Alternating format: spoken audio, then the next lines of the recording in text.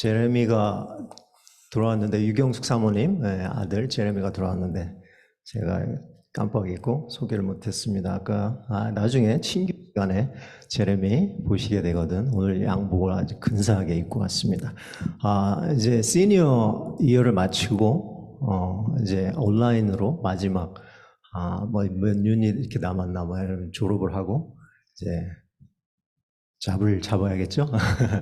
졸업을 하게 됩니다. 그래서 제레미를 보시게 되면 꼭 인사해 주시기 바랍니다. 응원도 해 주시고요. 네, 고맙습니다. 저희 오늘 설교 제목을 여호와의 말씀대로 이렇게 정해보았습니다. 여러분의 삶은 여호와의 말씀대로 가고 있습니까? 여러분 지난 한 주간 어떻게 보내셨습니까? 오늘 아멘. 오늘 밖에 날씨를 보니까 정말 좋죠. 더없이 좋습니다. 정말 하늘이 더없이 파랗고 공기는 더없이 좋고 상쾌합니다. 그리고 저와 여러분은 이 시간 또 이 전화 안에서 가장 귀한 또 주일 예배를 드리고 있습니다. 우리의 삶의 소중한 부분을 지금 우리가 얼굴을 대면하고 함께 하고 있습니다. 우리의 환경은 이렇게 좋은데 여러분 요즘 밖의 소식은 어떻게 들리시는지요?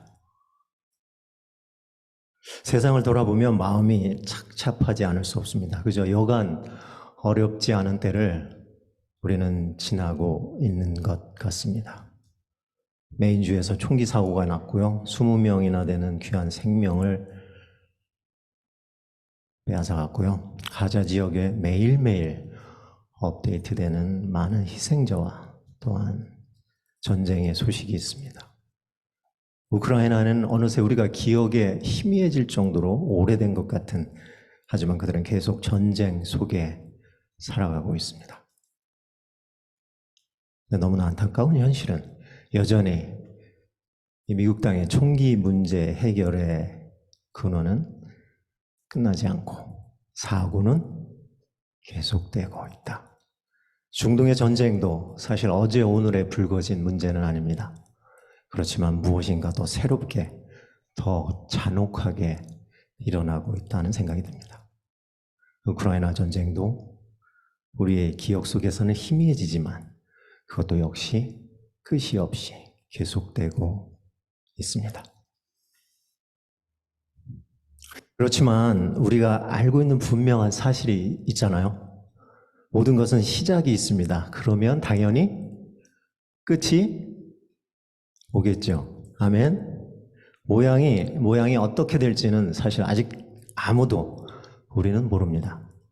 그러나 분명한 믿음은 분명히 하나님께서 선하신 모양으로 이 모든 것들을 마무리해 주실 것이라 믿으며 또한 기대하며 우리는 기도한다 믿습니다. 말씀 시작하기 전에요. 먼저 카이로스 조각상에 대해서 살펴보겠습니다. 스크린 넘겨주세요. 자, 슬라이드를 잠시 자세히 보시면요. 카이로스 조각상이라고 하고요. 리시포스라는 조각가가 제작을 했는데 세계 각 지역의 다양한 박물관에선 또 비슷하지만 다양한 모양의 그 조각상을 판화죠. 대리석 판화 같은 저 조각상을 소장하고 있습니다. 또 조각상의 부제를 시간의 앞머리를 잡아라 라고 붙여보았어요. 자세히 보시면 조각상은 남성입니다. 그리고 거의 벌거벗은 나체의 모습입니다. 자세히 보시면요, 앞머리 숱이 굉장히 많고요. 뒤에는 잘 분간하기 쉽지 않은데 머리숱이 굉장히 앞머리는 많고 뒤에는 민머리입니다. 그것은 그가 지나가고 나면 누구도 그를 잡을 수 없게 하기 위해서다라고 그 설명을 달고 있어요. 그리고 발 뒤꿈치와 어깨에 뭐가 달렸을까요? 발 뒤꿈치를 보시면 날개가 있습니다. 어깨에도 근사한 날개가 있습니다. 그 날개가 달린 이유는 사람들이 이 미련을 갖기 전에 최대한 빨리 왔다가 빨리 사라지기 위해서라고 합니다. 그리고 마지막으로 손에는 칼과 저울을 들고 있습니다. 그 이유는요, 칼은 결단을 내려야 하고 저울은 신중하게 모든 것을 가늠하기 위해서다. 그리고 이 이름은 헬라어로 카이로스, 우리말로 기회, 영어로 opportunity 이렇게 적고 있습니다.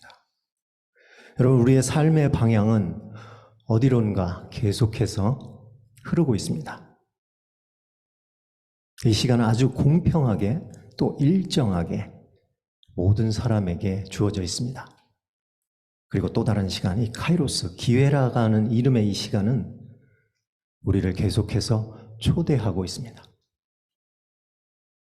어쩌면 그 시간은 우리의 자유의지에 의해서 나의 시간이 될 수도 있고 그렇지 않을 수도 있습니다. 우리의 삶의 여정은 어쩌면 이 두 다른 시간이 합쳐진, 그렇게 해서 만들어진 산물이 아닐까 하는 생각을 해보았습니다. 오늘 본문 신명기 34장의 말씀, 그 신명기 성경의 마지막 장입니다.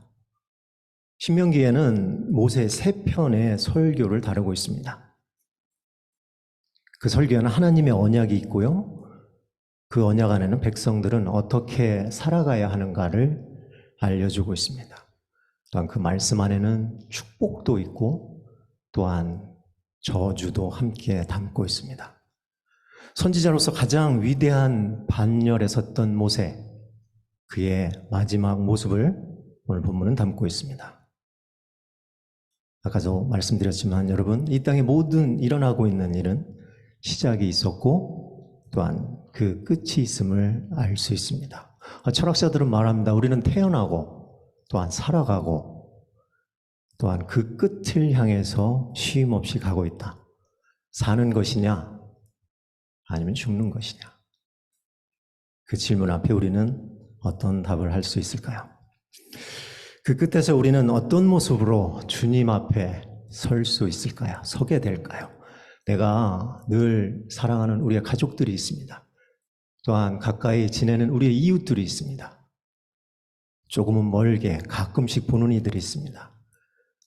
그들과 내가 더 이상 존재하지 않는 그 시간적 또는 공간적 상태에서 나는 그들에게 어떤 사람으로 기억될까요? 보통 구약 성경의 5권, 모세 오경이라 하죠. 창출, 레민, 신, 이 5권은 모세의 인생의 여정을 잘 기록하고 있습니다. 오늘 본문 신명기는 모세가 그 끝에, 삶의 끝자락에서 하나님 앞에 섰던 모습을 그리고 있어요. 모세는 주님의 부르심을 받아 느보산에 올라갔습니다. 그리고 맞은편 비스가봉, 비스가 산 꼭대기에 이르렀습니다. 그리고 하나님께서는 길르앗에서 단까지 모세가 볼 수 있는 약속의 땅을 보여주셨어요. 사실 시각적으로는 볼 수 없는 그런 거리라고도 합니다. 이렇게 본문의 1절은 오늘 말씀을 시작하고 있습니다. 모세는 하나님 앞에 섰고 그리고 하나님과 얼굴을 마주하고 있습니다. 오늘 신명기 말씀 34장을 통해서 한 3가지를 생각해 보기를 원합니다. 먼저 하나님을 대면하는 삶의 축복, 두 번째 하나님의 말씀을 따라 순종하는 삶, 그리고 세 번째 후계자를 세우는 믿음. 오늘 성경은 모세가 하나님을 대변하는 축복을 받았다 전합니다. 10절에 보시면 그 후에는 이스라엘의 모세와 같은 선지자가 일어나지 못하였나니 모세는 여호와께서 대면하여 아시던 자요 라고 이렇게 적고 있습니다. 하나님과 대면하는 삶의 축복. 여러분, 오늘 신명기 말씀을 들으시면서 사실 보시면서 읽으셔야 되는데 스크린이 제가 막 급하게 준비하느라고 빠진 데가 있었습니다. 죄송하고요. 신명기 본문에 대해서 어떤 감정이 들으셨나요? 120년의 여정 끝에 섰는데 모세는 정작 가나안에 들어갈 수 없다. 액면 그대로는 그게 가장 임팩트가 있습니다. 저에게는요, 슬픔의 감정이 있습니다. 실망의 감정이 있을 수 있고요. 때로는 섭섭함의 감정이 모세에게 있을 수 있고요. 그런 모세를 성경을 통해서 읽는 저에게는 연민의 감정이 들었었습니다. 4절을 보시면요. 여호와께서 그에게 이르시되 이는 내가 아브라함과 이삭과 야곱에게 맹세하여 그의 후손에게 주리라 한 땅이라. 내가 내 눈으로 보게 하였거니와 너는 그리로 건너가지 못하리라 하시매. 모세는 약속의 땅을 보고 있습니다. 사실 이것은 하나님이 그 이전에 모세에게 직접 주신 땅은 아니죠. 적어도 한 500여 년 전에, 출애굽 이전에 종살이가 430년, 광야 생활 40년 도합하면 거의 500여 년 전에 이스라엘의 조상들 아브라함, 이삭, 야곱 그 각각의 하나님께서 약속하셨던 그 땅을 모세가 지금 보고 있습니다. 모세에게 이 순간은 어떤 의미가 있을까요? 120년의 여정을 마무리하는 지금 이 시점에 모세에게 남은 결과는 어떤 마음일까요? 나일강에 띄워졌던 모세를 우리는 기억합니다. 공주의 아들로 왕궁에서 살았던 모세를 생각합니다. 또한 혈기 어렸던 20대에 도망친 살인자의 모세를 기억합니다. 광야에서 보냈던 40년, 그리고 80의 나이에 다시 부름을 받아 출애굽을 그 사명을 감당했던 모세, 그리고 40년이 지나 오늘 120살이 되어 그 여정의 끝에서 약속의 땅 앞에서 하나님으로부터 이 이야기를 듣습니다. 그런데 정작 본인은 그 땅에 들어가지 못한다. 왜냐하면 모세에게는 거기까지만 인생이 허락되었다라고 주석가들은 주석하고 있습니다. 그렇지만 120의 나이에도 그는 눈이 흐리지 아니하였고 기력이 쇠하지 아니하였다. 그러나 하나님은 그의 삶을 거두셨습니다. 모세의 삶을 생각하면 약속의 땅을 입성하지는 못했지만 그는 하나님께서 인정하신 가장 큰 선지자였습니다. 하나님은 그를 직접 대면하고 보았다 말씀하십니다. 그리고 오늘 성경에 보면 모세는 그 어떤 불평도, 불만도, 심지어 반항도 한 기록이 없습니다. 오히려 오늘 성경은 하나님 앞에 선 모세의 마지막은 평안하다 하는 생각이 느껴집니다. 여러분은 어떠신지요? 생애 끝까지 현역으로 살아냈던 그 선지자. 그리고 오늘 성경의 기록으로 보아 우리는 하나님께서 그를 아주 특별히 챙기셨을 것이다 라고 믿음을 갖습니다. 아마도 그것이 하나님을 대면한 삶의 축복이 아닐까 하는 생각을 해보았습니다. 어떻게 그는 그렇게 살 수 있었을까요? 그 답은 하나님의 말씀을 따라 순종하는 삶이 아니었을까 하는 생각을 해봅니다. 6절의 말씀으로 가시면요. 벳보을 맞은편 모압 땅에 있는 골짜기에 장사되어 오늘까지 그의 묻힌 곳을 아는 자가 없느니라. 사실 우리가요, 보통 사람들이 자신을 기억해주고 기념해주기를 바랍니다. 그죠? 때로는 잊혀지지 않으려고 안간힘을 쓰는 경우도 있습니다. 소위 요사이 말하는 그 예능인들, 그분들은 대중의 인기와 사랑에 아주 민감하니까 특별히 더 관심이, 신경을 많이 쓰겠죠. 그렇지만 우리 대부분도 누군가가 나를 몰라주거나 또는 무시하거나 외면하면 너무너무 섭섭합니다. 그죠? 마음이 아픕니다. 근데 이 부분에서요, 아주 인상적인 말씀을 남기셨던 목사님이 있습니다. 여러분이 잘 아시는 이재철 목사님이 100주년 교회 고별 설교에서 이렇게 말씀하셨던 것이 생각납니다. 목사님은 그 교회 성도분들에게 이렇게 말씀하셨어요. 이재철 목사를 철저히 잊으라 아니라 버리라. 버리라고 당부하셨던 것이 인상적이었습니다. 그 정도 당부를 해야 잊을 수 있는가 봅니다. 오늘 신명기 본문도 모세를 통해서 그의 묻힌 곳을 아는 자가 없다라고 기록하고 있습니다. 모세는 그저 하나님의 구원 사역에 다리 역할을 했을 뿐이다. 그는 칭송의 대상이 아니다. 물론요, 아주 크게 쓰임받은 것은 사실입니다. 누구도 부인할 수 없는 사실이죠. 그렇지만 그도 역시 하나님의 아주 훌륭한 도구였을 뿐이다 라는 말씀으로 봤습니다. 사랑하는 여러분, 우리는 세상이 나를 몰라줄 때 인간적으로 아주 섭섭함이 있습니다. 마음에 많은 아쉬움이 남을 수도 있습니다. 때로는 그것 또한 우리가 넘어서야 하는, 또한 우리의 성장을 가로막는 그런 모양의 유혹이 아닐까 하는 생각을 해보았어요. 물론 모세도 가나안에 들어가지 못하는 자신의 심경을 3번을 통해서 신명기 말씀을 통해서 피력했습니다. 어쨌든 무리바에서 반석을 이렇게 내리쳤던 모세는 실수였었습니다.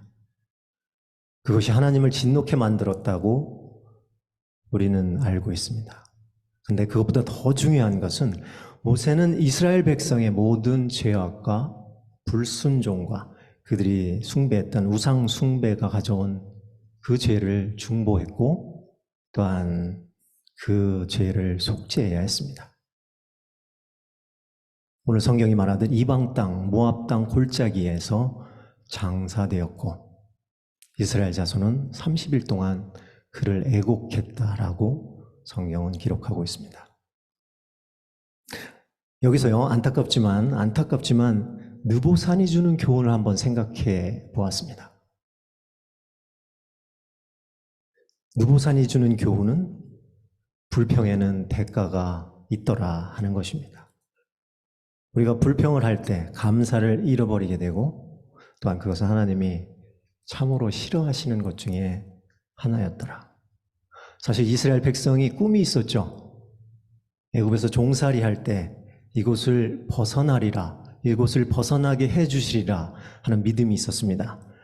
그리고 가나안으로 인도해 주실 것이다. 이것은 그들의 비전이 되었습니다. 사실 하나님도 이스라엘 백성이 하나님의 백성이 되기를 원하셨어요. 출애굽 6장 7절을 보시면 하나님 이렇게 말씀하셨습니다. 너희를 내 백성으로 삼고 나는 너희의 하나님이 되리라. 이처럼 하나님은 그분의 백성들과 진솔하고 또한 인간적이고 또한 친밀한 그런 만남, 또한 교제, 또한 그런 예배를 받으시기를 기대하시고 원하셨습니다. 그러나 어떻게 됐나요? 그렇게 하진 못했습니다. 고로 가나안에 들어간 사람들은 그 비전에 순종한 사람들만 들어갔습니다. 불평한 사람들은 안타깝게도 아무도 그 땅에 들어가지 못했노라 성경은 적고 있습니다. 모세는 이 이스라엘의 불평과 불만과 불순종을 대신하여 대가를 치렀습니다. 이것은 마치 예수님께서 이 온 땅에 이 세상에 모든 죄를 지신 어린 양이 되신 것과 같은 모습이다 라고 해석하고 있습니다. 이렇게 모세의 삶은 하나님의 삶을 따라 살려는 몸부림이 아니었나 하는 생각을 해봅니다. 그리고 오늘 말씀에서 그의 리더십을 다음 세대의 주자에게 넘기고 있습니다. 모세는 세 후계자를 세우며 자기 사명을 마무리하고 있습니다. 9절의 말씀입니다. 모세가 눈의 아들 여호수아에게 안수하였으므로 그에게 지혜의 영이 충만하니 이스라엘 자손이 여호와께서 모세에게 명령하신 대로 여호수아의 말을 순종하였더라.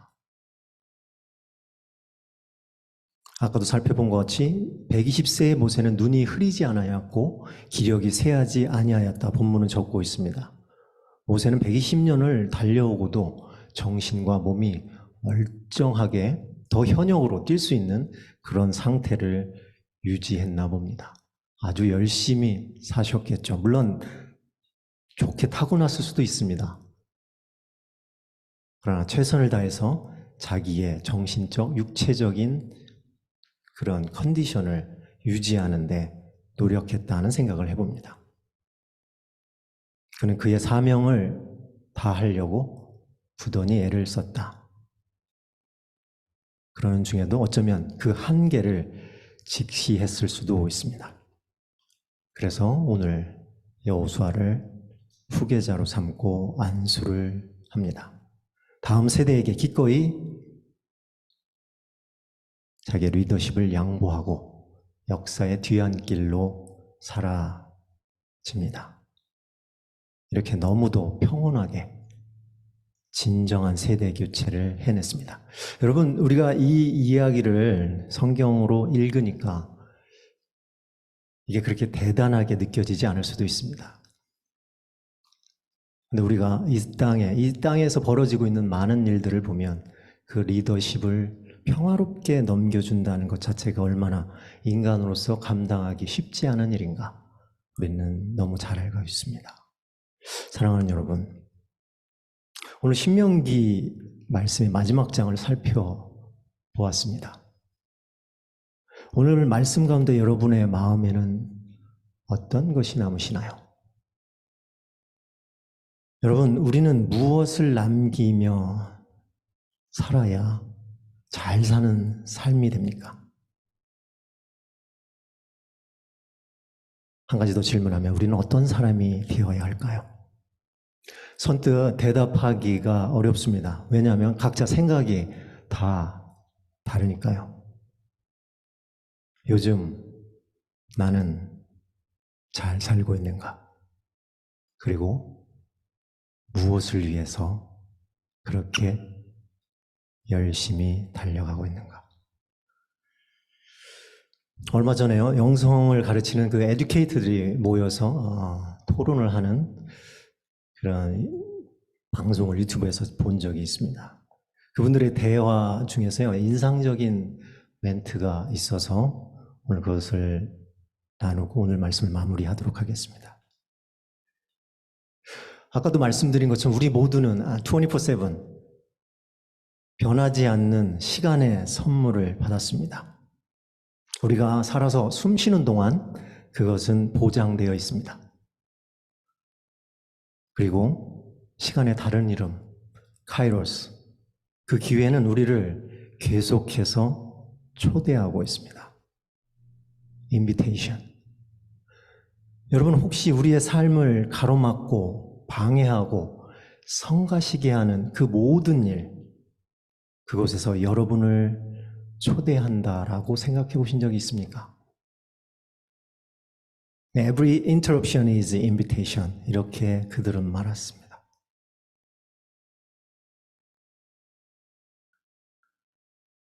오늘도 우리에게 주어진 삶의 시간이 있습니다. 이 세상이 아니라 하나님이 기억하시는 사람으로 산다는 것은 어떤 것일까? 오늘 신명기 마지막 장은 그것에 대하여 우리에게 답을 하고 있다 하는 생각을 해봅니다. 마치 어느 때는 세상에 내 흔적조차 없는 것 같이 느껴질 때가 있습니다. 그죠? 하지만 우리는 하나님의 마음에 새겨지는 우리 각 사람의 이름이 되기를 소망하며 그 길을 살아가시기를 축복합니다. 아멘. 기도하시겠습니다.